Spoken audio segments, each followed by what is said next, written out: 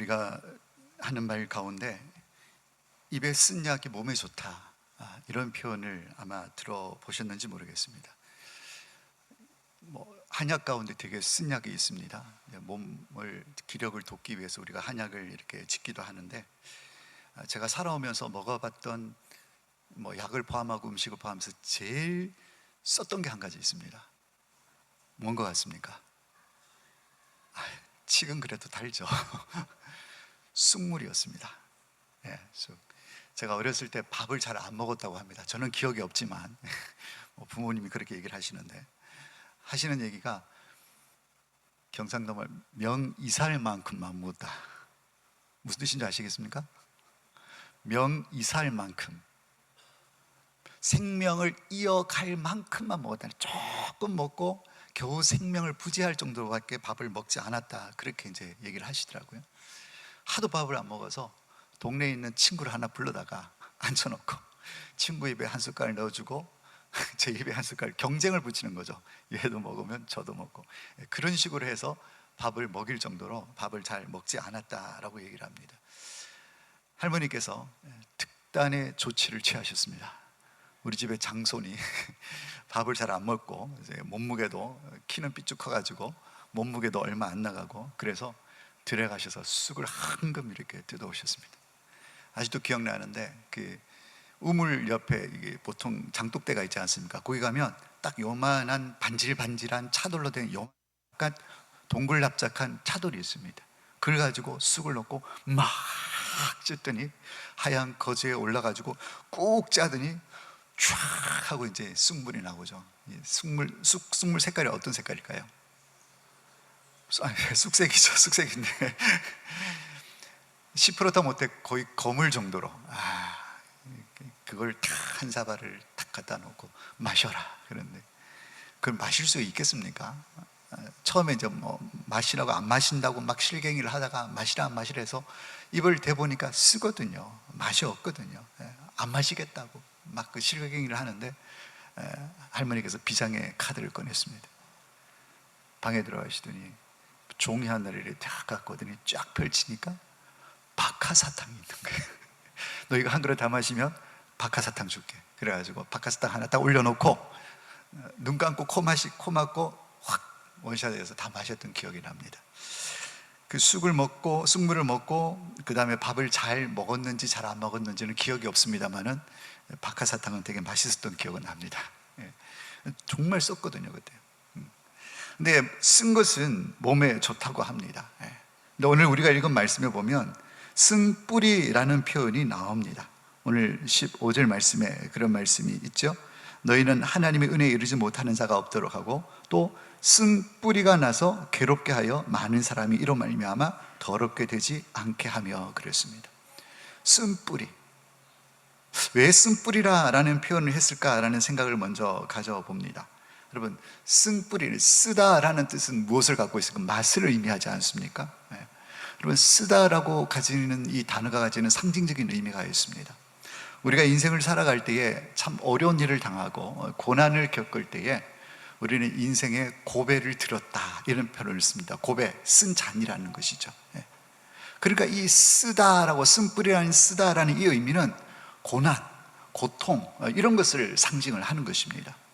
그러면 뿌리라 그랬으니까 뿌리는 어떤 의미를 갖고 있습니까? 나무 밑에, 기둥 밑에, 땅 밑에 내리고 있는 그것을 우리가 뿌리라고 얘기를 하는데, 뿌리는 어떤 현상의 근원이 되는 것, 어떤 물건이나 어떤 상황의 근원이 되는 것, 그것을 뿌리라고 얘기를 하는 것입니다.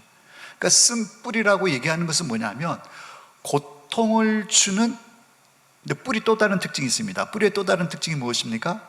땅 위에 드러나지 않고 땅 속에 있는 것이죠. 보이지 않는다는 것입니다. 그러니까 쓴 뿌리라는 이 표현의 의미는 뭐냐면 우리에게 고통을 주긴 주는데 드러나지는 않습니다.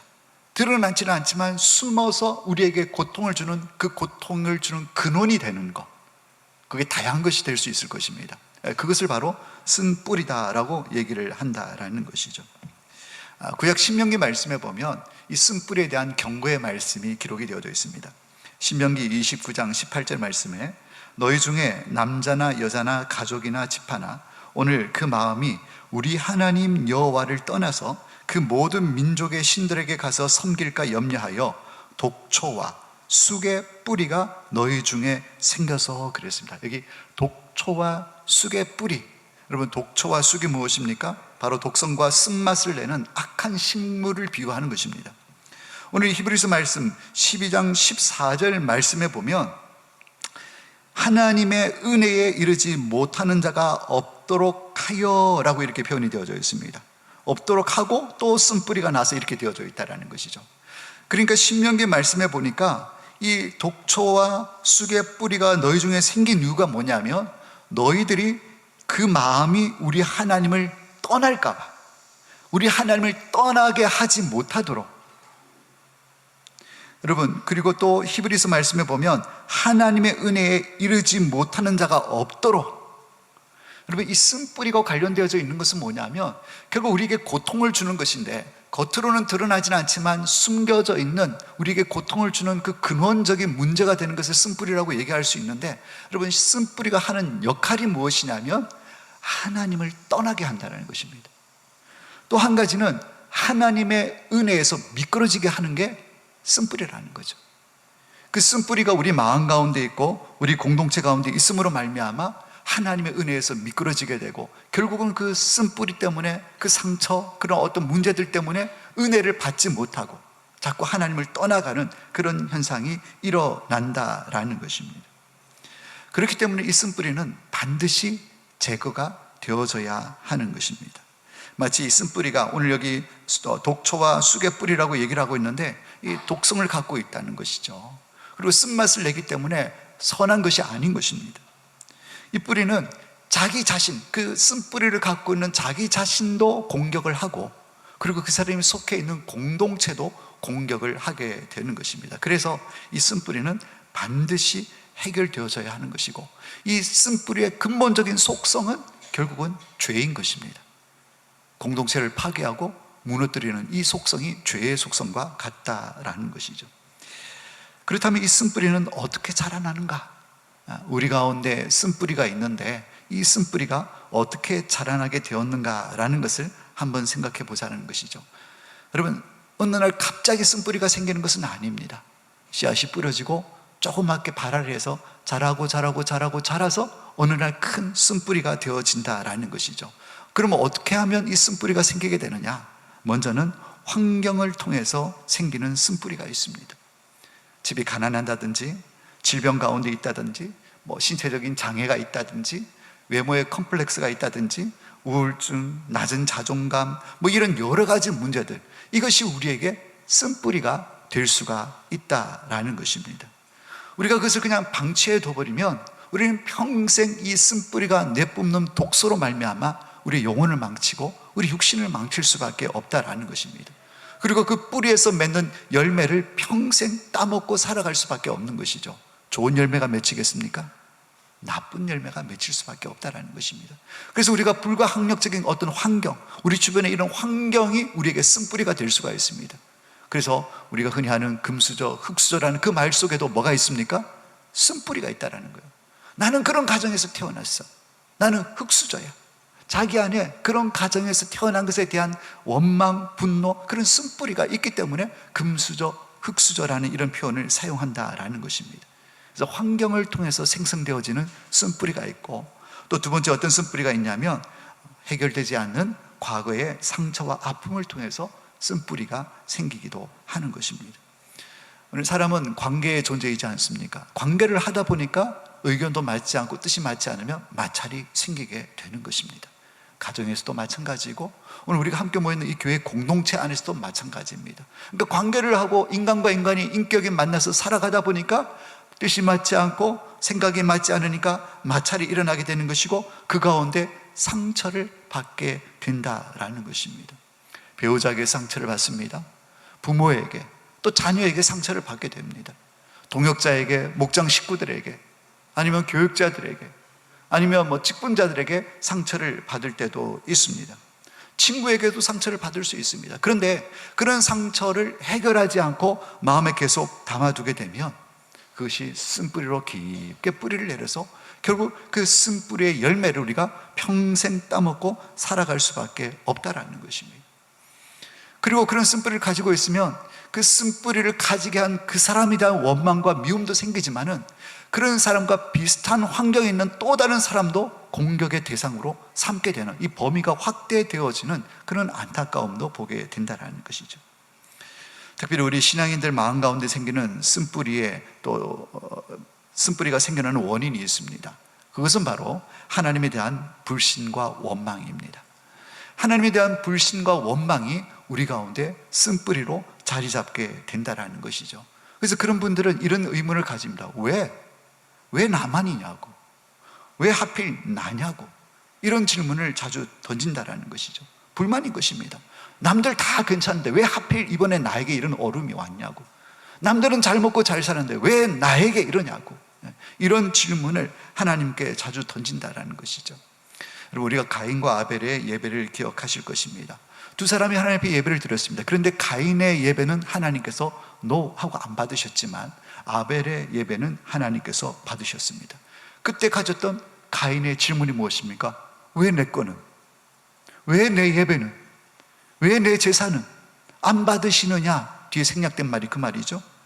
결국 이 하나님의 예배에 대한 거절이 가인에게는 쓴뿌리로 자리 잡게 되는 것입니다. 그래서 그 쓴뿌리가 어떤 열매로 맺습니까? 동생을 쳐 죽이는 살인이라는 열매를 맺게 되어졌다라는 것입니다. 여러분, 우리가 인생을 살아갈 때에 내가 기대하고 원하는 대로 인생이 흘러가지 않을 때에 우리는 하나님의 선하심과 공의에 대한 의심을 가지기 시작합니다. 어머님이 너무너무 병으로 중해서 아파하고 계십니다. 하나님께 기도합니다. 하나님, 우리 어머니 살려주세요. 저 병 고쳐주세요. 좋은 약을 만나든지 좋은 의사를 만나든지 해서 반드시 고쳐주시고 살려주세요라고 간절히 기도하고 작정 기도도 하고 하나님께 열심히 부르짖었는데 결국은 어머니가 그 질병으로 돌아가시게 됩니다. 그러면 기도한 그 사람 마음 가운데 어떤 마음이 들겠습니까? 하나님, 내 기도 외면하셨다. 하나님, 우리 어머니 살려주지 아니하셨다. 하나님에 대한 원망과 불평, 불신이 생기게 된다는 것입니다. 곧 그것이 그 사람에게 쓴뿌리가 되는 것입니다. 하나님께서 거절하셨다. 하나님께서 내 기도 들어주지 아니하셨다. 그래서 이 쓴뿌리가 열매를 맺습니다. 어떤 열매를 맺습니까? 하나님의 은혜에 대한 거부감을 가지게 되는 것입니다. 뿐만 아니라 다른 사람이 기도 응답을 받았다고 한다면 시기하고 질투하고 공격합니다. 나는 못 받았는데 너는 뭐라고, 그러면서 기도받은 다른 사람을 공격하고 질투하는 이런 열매들이 맺혀진다라는 것이죠. 또 쓴뿌리가 생기는 또 다른 이유가 있습니다. 바로 교만과 자기 의로움입니다. 여러분, 바리새인과 세리의 기도가 있었습니다. 바리새인은 고개도 들지 못하고 나는 죄인이다라고 이렇게 기도했을 때, 세리는 그렇게 기도했을 때 바리새인은 떳떳하게 고개를 들고 저 바리새인과 같지 않음을 감사하다고 그러면서 나는 금식도 하고 하나님 앞에 믿음으로 살려고 애썼던 사람이라고 자기 이 잘난 모습들을 대놓고 드러내고 기도했던 바리새인의 모습을 우리가 기억할 것입니다. 교만한 마음, 나는 저 사람과 다르다, 저 죄인과는 다르다라는 이 교만한 마음이 바리새인에게는 쓴뿌리였다라는 것이죠. 그러니까 이 쓴뿌리가 있으니까 어떤 열매를 맺습니까? 남들을 정죄합니다. 그리고 판단하게 되는 것입니다. 그래서 결국은 공동체 안에 사랑과 하나됨을 깨트리는, 서로 미워하는 그런 공동체를 바로 이 쓴뿌리가 열매로 나타나게 한다라는 것입니다. 물론 그 외에도 다양한 방법으로 쓴뿌리가 우리 마음에 자리 잡을 수도 있습니다. 근데 중요한 것은 이 쓴뿌리가 생기는 그 순간부터 먼저는 누가 제일 먼저 피해를 봅니까? 자기 자신인 것입니다. 해결되지 못한 이 쓴뿌리 때문에 그 쓴뿌리가 맺어주는 평생의 그 열매를 먹고 살아갈 수밖에 없는 것입니다. 또 누가 피해를 봅니까? 내가 속해 있는 공동체인 것입니다. 우리 가족, 우리 교회, 우리 일터, 이 쓴뿌리를 해결하지 못한 내가 소속되어 있는 공동체가 어려움을 당하고 더 나아가서는 공동체가 위기를 겪을 수도 있다라는 것입니다. 여러분, 쓴뿌리가 하는 일이 무엇입니까? 오늘 본문 12장 15절 말씀에 너희는 하나님의 은혜에 이르지 못하는 자가 없도록 하고 그랬습니다. 여러분, 우리가 마음 가운데 쓴뿌리가 깊게 뿌리를 내리고 있으면 우리는 결단코 하나님의 은혜에 이를 수가 없다라는 것입니다. 사랑하는 여러분, 주변을 한번 돌아보시길 바랍니다. 주일날 이제 교회 와서 예배를 드리고 또 점심 식사를 하고 차 한 잔을 하고 교제를 합니다. 그랬는데 저 집사님, 저 장로님, 저 권사님 갑자기 달라졌어. 전에는 안 그러셨는데 표정이 어두워. 근데 말끝마다 짜증을 내셔. 혈기가 많아지신 것 같아. 근데 가까이 가니까 무서워. 혹시 이렇게 느껴지는 분이 주변에 계십니까? 이유가 뭘까요? 쓴뿌리가 왕성하게 역사를 하고 있는 것입니다. 하나님 앞에 나와서 예배를 드리는데 그냥 멍 때리고 앉아 있습니다. 기도를 해도 마음에 확신도 없고 평안도 없습니다. 그냥 기도만 하고 가는 거예요. 시간만 때우고 가는 것입니다. 왜 그렇습니까? 은혜를 받을 만한 상태가 아닌 거예요. 왜냐하면 그 마음에 깊게 뿌리내린 쓴뿌리가 꽉 쥐고 있기 때문에, 쓴뿌리가 영향력을 끼치고 있기 때문에 그런 은혜의 자리에 나아갈 수가 없는 것입니다. 강단에서 말씀이 선포되어집니다. 말씀이 선포되어져도 다 어떻게 돌밭, 가시밭, 길가에 떨어지는 말씀이 되어져서 그 말씀이 뿌리를 내리지를 못합니다. 열매를 맺을 수가 없는 것입니다. 쓴뿌리는 반드시 제거되어져야 하는 것입니다. 나를 위해서도 제거되어져야 하는 것이고, 내가 속해 있는 공동체를 위해서도 쓴뿌리는 반드시 제거되어져야 하는 것입니다. 사랑하는 여러분, 혹시 내 모습 가운데 그런 모습이 있지 않습니까? 날마다 우울하고 곤고하고 허무하고 계속 부정적인 사람이 되어져 가고 있고, 부정적인 말들만 계속 쏟아내고, 인내하지 못하고 절제하지 못하고, 마음에 분노가 있고 우울감이 있고 복수심에 불타오르고 낮은 자존감에 사로잡혀 있고, 여러분, 이 모든 현상은 우리 마음에 깊이 뿌리를 내리고 있는 쓴뿌리 때문에 일어나는 현상이다라는 것이죠. 그래서 우리는 반드시 그런 상황에서 벗어나려면 쓴뿌리를 제거해야 한다는 것이죠. 그렇지 않으면 나도 파괴되고 내가 속한 공동체도 파괴될 수밖에 없는 것입니다. 여러분, 정도의 차이가 있을 뿐입니다. 성도에게는 모두 다 연약함이라는 것이 있습니다. 어떤 사람은 좀 강하게 있는 것이고 어떤 사람은 아주 미약하게 있는 차이일 뿐이지, 누구든지 마음 가운데 상처가 있고 아픔이 있고 쓴뿌리들이 다 있다라는 것입니다. 그러면 이것을 제거해야 되는데 우리가 어떻게 하면 이 쓴뿌리를 제거할 수 있는가라는 것입니다. 사실 쓴뿌리를 제거하는 것은 결코 쉬운 일이 아니라는 것이죠. 또 제거하는 과정 가운데 고통이 따라옵니다. 그럼에도 불구하고 우리는 이 쓴뿌리를 제거했을 때 얻을 수 있는 유익이 너무나 크기 때문에 이 쓴뿌리를 제거하기를 힘쓰고 애써야 하는 것입니다. 쉽지는 않지만 우리가 하나님 앞에 은혜를 구하고 긍휼을 구하면 성령 하나님께서 이 쓴뿌리를 제거하는 일을 도와주실 줄로 믿습니다. 그러려면 어떻게 하면 쓴뿌리를 제거할 수 있는가? 먼저는 쓴뿌리를 솔직하게 인정해야 되는 것입니다. 내 안에 그런 쓴뿌리가 있다는 것을 인정해야 돼요. 여러분, 그 심리학 용어 가운데 직면이라는 단어가 있습니다. 직면이 무엇입니까? 얼굴을 탁 대면해서 맞닥뜨린다는 것입니다. 부정하는 게 아니라 직면해서 그것을 인식한다는 것입니다. 여러분, 우리에게 이런 태도가 필요한 것입니다. 내 안에 이런 연약함이 있구나, 내 안에 이런 문제가 있구나 라는 것을 정면으로 직시하고 그것을 인정해야 한다라는 것입니다. 여러분, 이런 분들이 있습니다. 남들은 다 아니라고 얘기하는데 그거 틀렸다고, 그거 아니라고, 정말 그건 틀렸다라고 다 얘기하는데 어떤 분은 아니다, 맞다, 이건 진짜다 라고 끝까지 자기의 주장을 굽히지 않는 분들이 있습니다. 성경을 봐도 그건 아닌데, 하나님 말씀에도 그건 아니라고 분명하게 기록이 되어져 있는데 다 모두가 아니라고 얘기하는데 그분만은 맞다고 주장하는 분들이 있다는 것이죠. 여러분, 논리라는 게 있습니다. 논리적으로 착 설명하고 인과관계를 설명을 하면 A를 넣었더니 B가 돼서 C가 됐다라는 게 이해가 되어지면, 설사 처음에는 몰라서 내가 그렇게 주장을 할 수 있다고 하더라도 논리적으로 이해가 되고 설명이 되어지면 어떻게 해야 됩니까? 그게 맞구나, 내가 잘못 생각했네 라고 철회할 수 있어야 되는 것입니다. 이것이 건강한 사람인 것입니다. 그러나 마음에 쓴뿌리가 들어있는 사람은 철회하지 않습니다. 끝까지 주장을 하는 것입니다. 왜 그렇습니까? 그 사람의 쓴뿌리는 자존심입니다. 그 사람의 쓴뿌리는 체면인 것입니다. 그 사람이 몰라서 내가 틀렸다는 것을 몰라서 맞다고 주장하는 건 아닙니다. 무엇입니까? 틀린 걸 알고 있지만 내가 그걸 틀렸다고 뒤늦게 번복하고 인정하는 순간 내 존재감을 잃어버리기 때문에, 내 자존심이, 내 체면이 무너지는 것이 두렵기 때문에 틀린 것을 알면서도 끝까지 주장을 한다는 것이죠. 무엇입니까? 쓴뿌리인 것입니다. 그러니까 결국 평생 그 쓴뿌리의 열매를 먹고 사는데 그것 때문에 공동체가 어려움을 겪는다라는 거예요. 여러분, 그래서 우리에게 이 쓴뿌리를 제거하기 위한 중요한 방법 중에 한 가지는 인정해야 되는 거예요. 아, 내 안에 저게 있구나.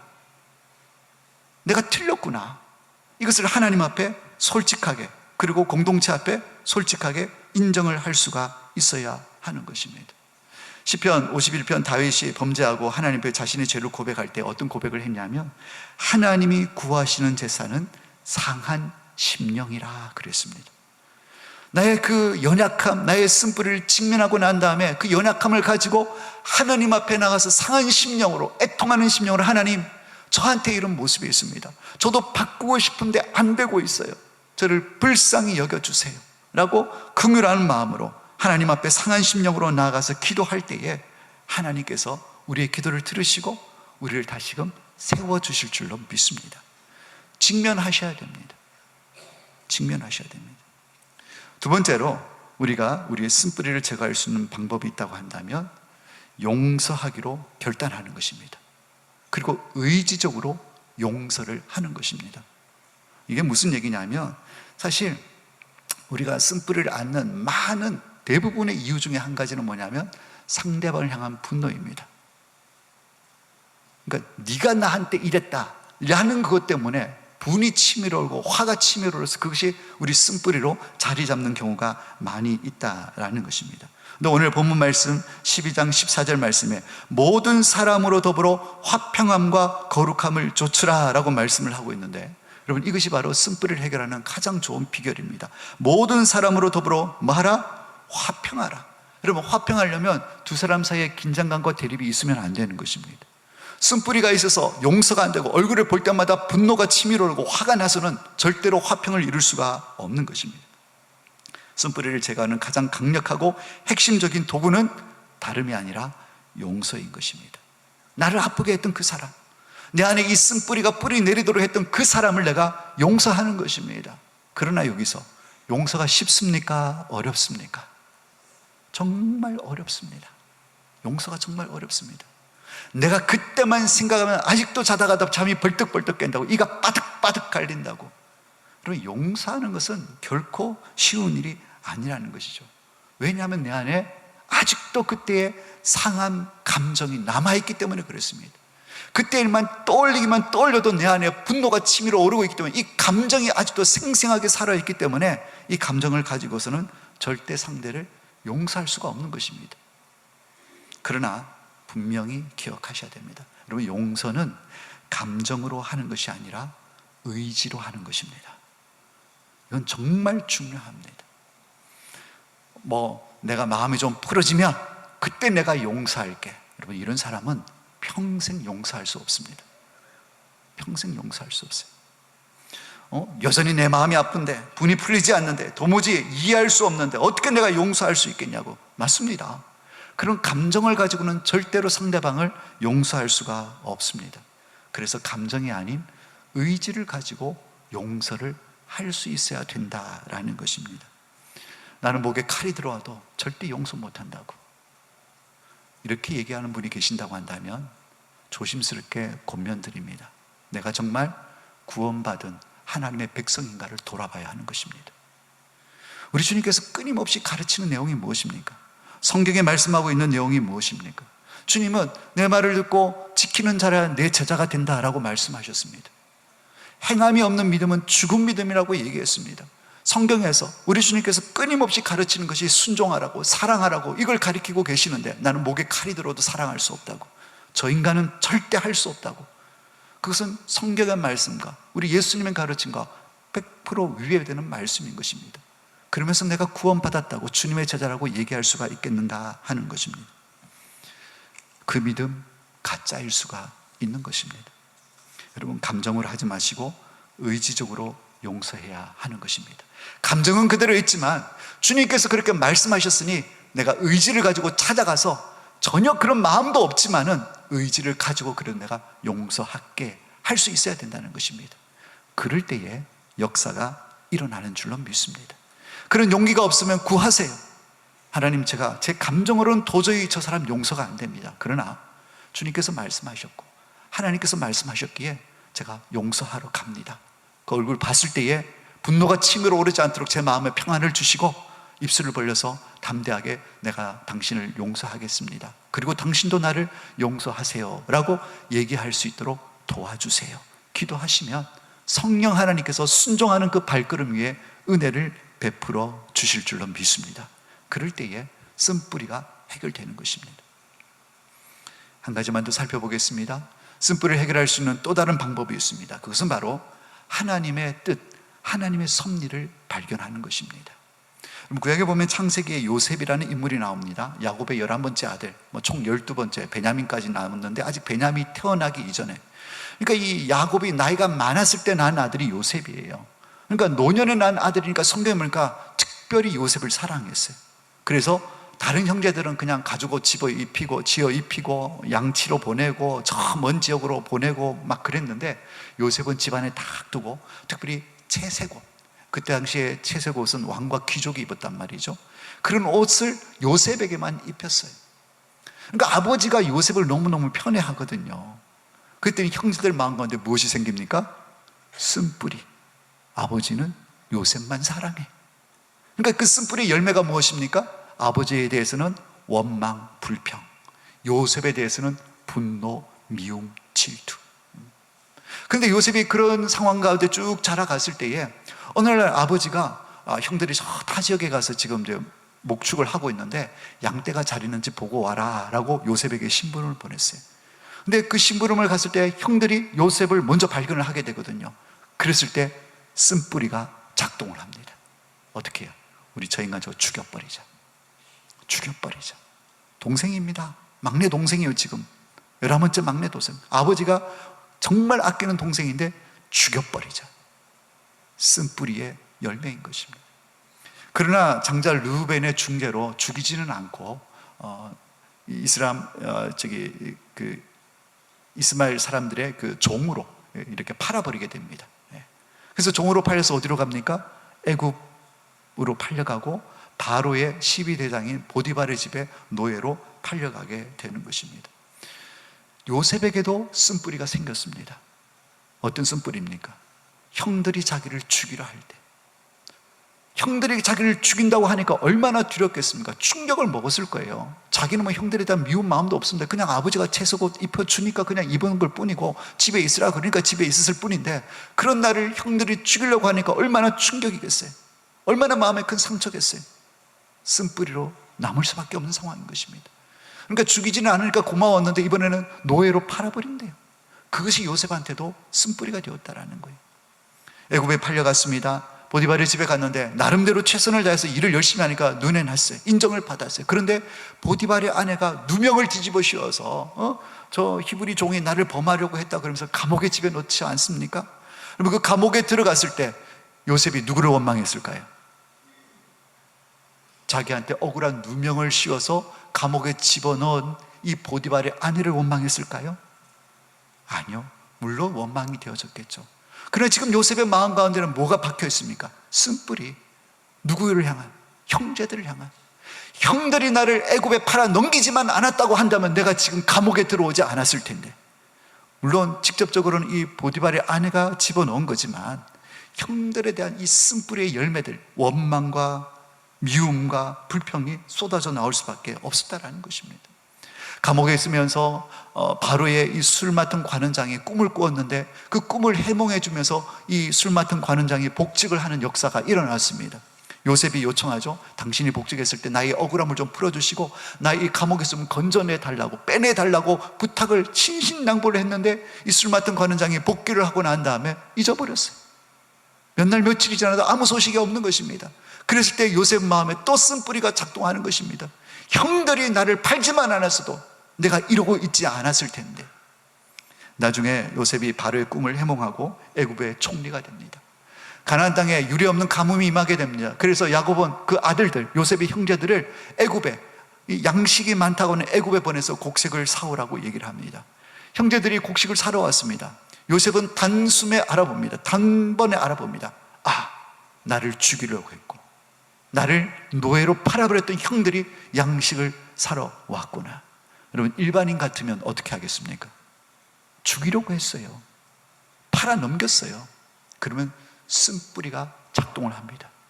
잘됐다 이 인간들, 내가 지금 바로 다음 가는 애굽의 실권자인데 이것들 한번 보자, 얼마든지 이룰 수가 있다라는 거예요. 근데 여러분, 성경을 보면 요셉의 놀라운 고백을 듣게 되는 것입니다. 창세기 45장 11절 말씀인데 제가 읽어드리겠습니다. 흉년이 아직 5해가 있으니 내가 거기서 아버지를 복량하리이다. 아버지와 아버지의 가족과 아버지께 속한 모든 사람에게 부족함이 없도록 하겠나이다 하였더라. 전하소서. 무슨 얘기냐면, 이제 나중에 자기가 그 요셉인 걸 밝히고 형들에게 아버지를 그 가나안에, 흉년에 있는 가나안에서 모시고 오라는 거예요. 애굽에 양식이 많으니까. 그러면서 내가 아버지와 모든 식솔들을 다 책임져 줄 테니까 얼른 가서 아버지를 모시고 오라고 요셉이 형제들에게 얘기를 합니다. 여러분, 이 내용을 보십시오. 이 내용에서 요셉의 쓴뿌리가 느껴집니까? 없습니다. 그 어디에도 요셉의 쓴뿌리의 열매들, 그런 어떤 분위기조차도 느껴지지 않는다라는 거예요. 자기를 죽이려고 하고 자기를 노예로 팔아서 그 고생을 해서 이 자리에 올라왔는데 그 형들에 향한 쓴뿌리가 분명히 그 마음에 있었음에도 불구하고 요셉의 오늘 45장의 고백을 보면 전혀 쓴뿌리가 느껴지지 않는 것을 확인할 수가 있다는 거예요. 그러면 요셉은 어떻게 해서 이 쓴뿌리를 제거했습니까? 그 비결을 보자고요. 창세기 45장 5절에 요셉이 이렇게 고백을 합니다. 당신들이 나를 이곳에 팔았다고 해서 근심하지 마소서, 한탄하지 마소서. 하나님이 생명을 구원하시려고 나를 당신들보다 먼저 보내셨나이다. 이게 요셉의 고백인 거예요. 여기에 요셉이 쓴뿌리를 뽑아냈던, 쓴뿌리를 제거할 수 있던 비결이 나옵니다. 무엇이냐면 형제들의 죽임의 위협, 종으로 팔려가는 그런 억울함, 보디발의 집에서 누명을 쓰고 술과하는 장에 자기를 돌아보지 않았던 지난날의 모든 아픔과 좋지 않았던 그 기억들, 주마등같이 지나가는 그 모든 기억들이 무엇이었다는 것입니까? 하나님의 계획이었다는 거예요. 내 아버지 야곱과 아버지의 모든 식솔들, 우리 형제들, 이 가나안의 이 가뭄에서 양식이 없어서 죽을 수밖에 없는데 하나님께서 멀리 내다보시고 그때 그런 가뭄이 오게 되면 아버지와 모든 형제, 우리 가족을 구원하기 위한 계획으로 하나님께서 나를 먼저 보내셨구나. 하나님의 섭리와 뜻을 요셉은 깨닫게 되었다는 것입니다. 그러니까 그렇게 보니까 자기가 당한 죽임의 위협, 종으로 팔려갔던 어려움, 그리고 감옥에서 여러 가지 고난과 어려움을 당했던 것은 누가 하신 거예요? 하나님이 하신 거예요. 하나님의 그 마스터 플랜 안에 있는 계획의 일부분이었다는 거예요. 그러니까 이 모든 일이 하나님이 하신 거라고 믿어지고 하나님의 선하신 역사, 생명 구원을 위한 하나님의 선하신 뜻이라는 것을 발견하고 깨닫게 되어졌을 때에, 아니면 하나님께서 하신 일인데 형들이 했습니까? 아닌 거죠. 하나님의 뜻인 걸 믿어지고 하나님이 하신 것이라고 믿어지게 될 때에 더 이상 형제들은 없습니다. 그러니까 그들은 용서하고 자시고 할 것이 없는 거예요. 자기가 오해한 거예요. 하나님이 하신 건데 형제들을 미워했다라는 것이죠.